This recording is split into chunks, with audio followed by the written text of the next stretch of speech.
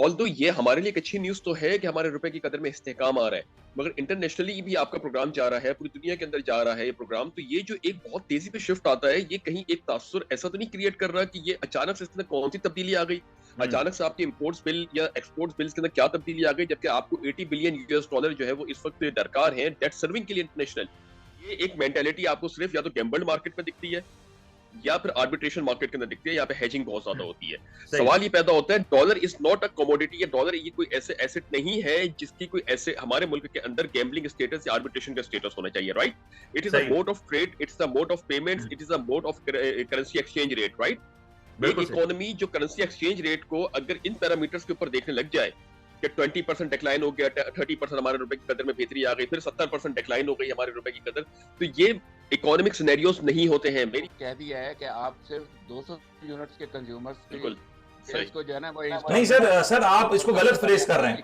आप शायद इसको गलत फ्रेज कर रहे हैं। आईएमएफ ने आपकी जो डिमांड थी उसको रिजेक्ट कर दिया और अपनी जो तजवीज थी उसको आपके सामने पेश कर दिया कि अब आप ये कर सकते हैं। इतनी इजाजत आईएमएफ ने दी है, लेकिन आपके तो एक बात इदारे तो हुई की ना। बड़ी इंपॉर्टेंट तो शख्सियत बात तो जाके हुई। चीनी मालिकान से मिली है और उसने कहा है कि अगर आप लोग हफ्ते के अंदर अंदर ये काबू नहीं करेंगे तो आप लोगों के खिलाफ भी क्रैकडाउन होगा और अच्छा खासा क्रैकडाउन होगा। यासीन साहब, मेरी इतलात के मुताबिक कि असल चीनी के मालिकान या तो दुबई में बैठे हैं या तो लंदन में बैठे हैं। बिल्कुल सही कह रहे हैं मुनीर साहब आप। वो उनसे अगर मुलाकात हुई है तो फिर लंदन प्लान का तस्करा हो जाएगा। 22% और 24% बैठे हुए हैं। उन मालिकान से तो उनका व्हाट्सएप पे राब्ता हो जाता है। ये कोई और मालिकान भी होते हैं जो आगे पीछे होते हैं। चले, अच्छा, मालिकान का मालिकान से राब्ता हो रहा है, अच्छी बात है, लेकिन रिजवान साहब इससे बड़ा कंसर्न है। मनीर भाई आपको एक बात बता दूं, 3 दिन के अंदर आपकी चीनी सस्ते होने वाली है। आपके प्रोग्राम में पहली बार ये कोई भी सर वो चीनी सस्ती हो जाएगी, लेकिन जो पिछले एक हफ्ते में चीनी के नाम पे लोगों ने अरबों रुपया बना लिया उसका क्या होगा? ये भी तो सवाल है ना, वो भी तो कहीं पकड़ होनी चाहिए। सस्ता कह रहे हैं, एक चीज किसको सस्ता कह रहे हैं? महंगा करके आप 30 रुपए सस्ता कर दे तो आप किस चीज को सस्ता कह रहे हैं? अवाम के तो 70 फिर भी गए बीच में। वो नहीं कैलकुलेट होगा ना सर।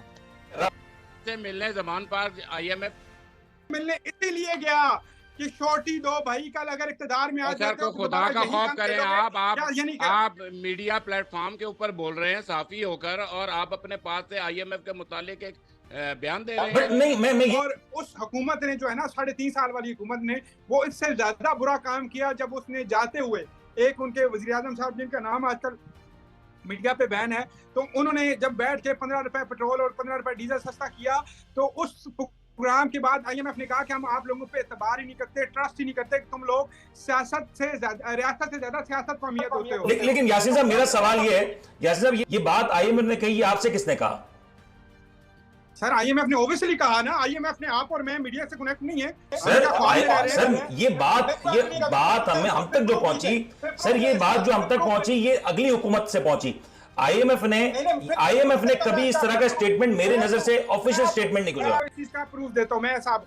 जमान पार्क से क्या आईएमएफ का ग्रुप मिलने गया या नहीं गया? उसमें सर वो बात अलग है, लेकिन मुझे ये बता दें, क्योंकि मैं अगर गलत नहीं हूं। यार आप अजीब बात कर रहे हैं। वो तो गारंटी लेने गए हैं कि हम वो गारंटी क्यों लेने गए हैं? वो इसीलिए गारंटी हर हुकूमत से लेने गए हैं गारंटी। आप हकायक को मस्त करके बता रहे हैं भाई। नहीं, वकला कन्वेंशन हुआ, उस वकला कन्वेंशन में बहुत सी तकारीर की गई और वो काफी जज्बाती तकारीर थी। ये वकला कन्वेंशन ने आज क्या फिर से एक वकला तहरीक का आगाज कर दिया? देखिए, वकला तहरीक का आगाज की वजूहत देखनी पड़ेंगी आपको कि जिस वक्त जजेस वक्त पर फैसले नहीं दे रहे, बहुत सारे ऐसे सियासी कैदी भी मौजूद हैं जिनके समातें मुकर्रर नहीं की जा रही, जिनकी जमानतें नहीं हो रही।